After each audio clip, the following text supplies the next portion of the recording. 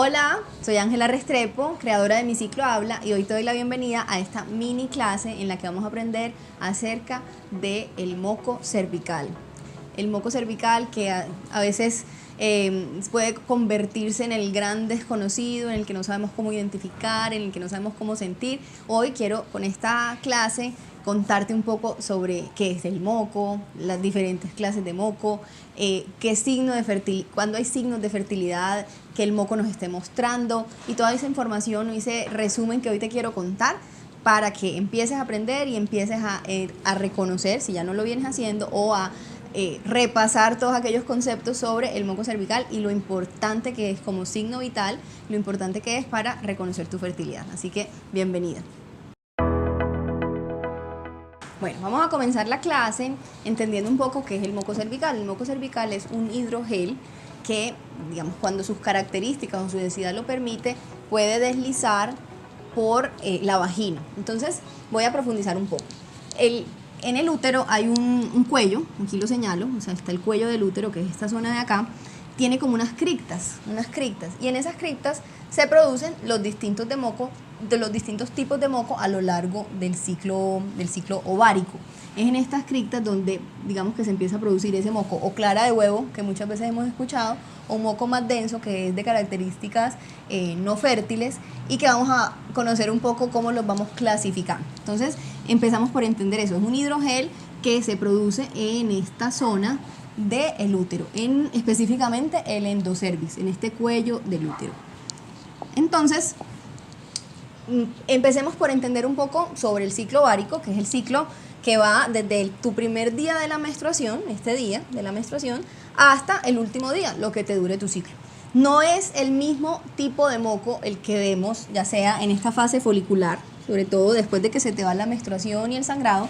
El tipo de moco que vemos en esta primera etapa del ciclo no es igual, es muy distinto al moco que empezamos a poder reconocer en esta etapa de la ovulación, ¿cierto? Porque ya aquí cambia a características fértiles y cambia su forma, su textura, su color, y esas clasificaciones las iremos aprendiendo, y la mejor manera es ir haciendo conciencia de eso y empezarlo a observar, porque a veces se nos va en automático. Y finalmente, en la fase lútea, la posterior a la ovulación, el moco vuelve a cambiar. Entonces, estas variaciones en el tipo de moco son las que podemos ir evidenciando y que se conectan con ese tema de métodos de planificación natural que se relacionan con el moco. Es esa observación la que nos permite empezar a identificar momentos de fertilidad y no fertilidad a través del moco. Vamos a aprender un poquito, le voy a dar un zoom a los tipos de moco. Varios autores han hecho estudios muy interesantes sobre los tipos de moco que existen. Sin embargo, hoy voy a mencionarles dos, el moco E y el moco G. El moco E, el moco producto del estrógeno, digamos influenciado por el estrógeno, si vemos por aquí en esta gráfica que les señalo, es un moco que permite el tránsito de los espermatozoides, es decir, es ese moco que prepara a la fertilidad y que permite el tránsito por su composición de espermatozoides. Vamos a darle aquí un zoom, como les contaba, en esta parte del cérvix, del cuello del útero, que es donde se produce. Ese moco es el que va a facilitar que se transiten los espermatozoides hacia la fecundación, ¿cierto? Ese tipo de moco es un moco más suelto, más transparente, más se puede separar con los dedos y no se te desprende, por así decirlo. Entonces ese es un tipo de moco. Y el otro tipo de moco es el moco G, el gestagénico, que ya está influenciado por la progesterona, y es el que yo lo llamo como que cierra, luego que ha ocurrido la ovulación, cierra y evita el ingreso de los espermatozoides, protegiendo en caso de que haya habido una fecundación o ya preparándose para una siguiente menstruación. Si vemos por acá, las características de este moco es de mayor densidad, incluso el color puede ser distinto, más cremoso, más denso, más opaco, y evita que los espermatozoides entren. Entonces, como les mencionaba en el ejemplo anterior, en esta zona se produce también el moco G, cambian las características, pero ya los espermatozoides reciben como un bloqueo, porque al ser un moco más denso, evita el ingreso de los espermatozoides. Entonces, siendo nuestro cuerpo tan sabio, entender todo esto nos permite conectar con esa observación del moco y empezar a identificar cuál es ese moco de nosotros de características fértiles y cuál es ese moco de nosotras de características no fértiles. Bueno, vamos ahora a aprender un poco sobre las funciones que tiene el moco cervical. Por ejemplo, dentro de las principales está proteger a los espermatozoides del ambiente ácido de la vagina, también la nutrición de esos espermatozoides, o sea, prepararlos para una adecuada fertilidad, filtrar aquellos espermatozoides de mala calidad y seleccionarlos pues para la fecundación, o sea, es un gran filtrador para todo aquello que va a entrar a fecundar, facilita el ascenso de los mismos espermatozoides, establece una asepsia química contra las infecciones que se puedan presentar en esos espermatozoides que van ingresando y en el momento pues como de la relación, y constituye una barrera mecánica entre el útero y la vagina.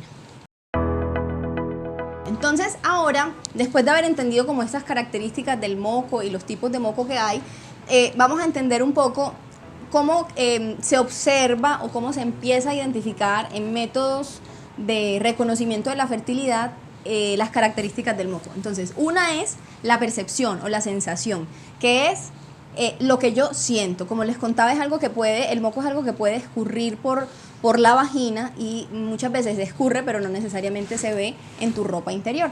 Entonces, esa percepción requiere de nosotros mucha conciencia de nuestro cuerpo, de nuestro útero y de lo que está ocurriendo en toda esta zona de nosotros, útero, vagina, para poder empezar a sentir, ¿cierto? ¿Qué sentimos? Y el otro frente en el que se clasifica el moco ya es, digamos, lo tangible, la apariencia, lo que veo y lo que luego lo logro evidenciar físicamente.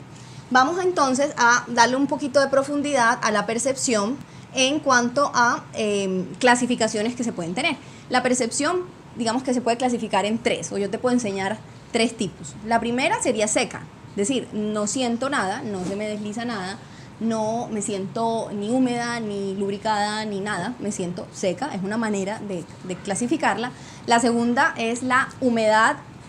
Sentirme húmeda está muy relacionado con que a veces puede haber pequeñas descargas que no son de orina, sino que empieza a bajar el moco y uno se empieza a sentir diferente, de pronto más frío, hasta se puede confundir con sudor, pero no es necesariamente sudor, sino que empieza a sentirse que esa sensación que yo tengo en la zona vaginal, en la vulva, cambia y se empieza a, digamos, transformar esa sensación seca a una sensación húmeda. Y finalmente la tercera sería lubricada, que es cuando, el ejemplo que siempre pongo a mis alumnas es, voy al baño, me voy a limpiar con el papel y casi que no termino de limpiarme porque me siento muy lubricada, o sea, con el mismo moco que se va saliendo de mi canal vaginal, pues me hace sentir con una sensación de lubricación.